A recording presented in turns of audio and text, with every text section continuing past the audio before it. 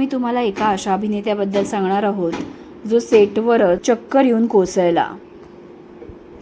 दुःखद गोष्ट म्हणजे त्याला हॉस्पिटलमध्ये दाखल केल्यावर त्याला ब्रेन हॅमरेज झाल्याचं लक्षात आलं।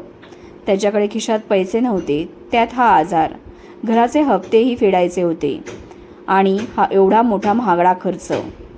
यामुळे त्याने उपचार घ्यायला टाळाटाळ केली। त्यातच त्याच्या मुलाची 10वी होती।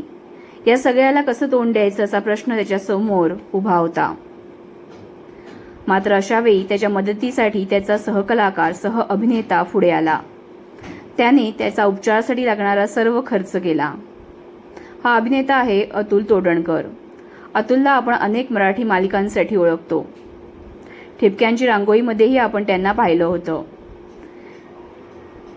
2 वर्षापूर्वी एका लग्नाची गोष्ट या नाटकाच्या प्रयोगादरम्यान त्यांना चालू नाटकामध्ये चक्कर आली आणि ब्रेन हॅमरेजचं निदान झालं। त्यांना हॉस्पिटलमध्ये दाखल केलं त्यावेळी त्यांच्यासमोर मोठं आर्थिक संकट उभं राहिलं। साताऱ्यातील सुयोग दांडेकर यांच्याकडे ते पुढील उपचार घेत होते। मात्र महागडा खर्च बघून त्यांनी ते उपचार घ्यायला टाळाटाळ केली।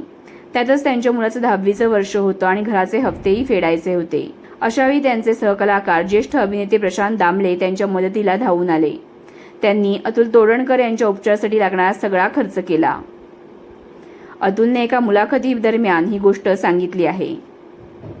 तर मग एका लग्नाची गोष्ट हे नाटक तुम्ही पाहिले आहे का? तुम्हाला ते कसे वाटले आहे हे कमेंटमध्ये आवर्जून सांगा आणि SB मराठी एंटरटेनमेंट चॅनलला लाईक, शेअर आणि सबस्क्राईब करा।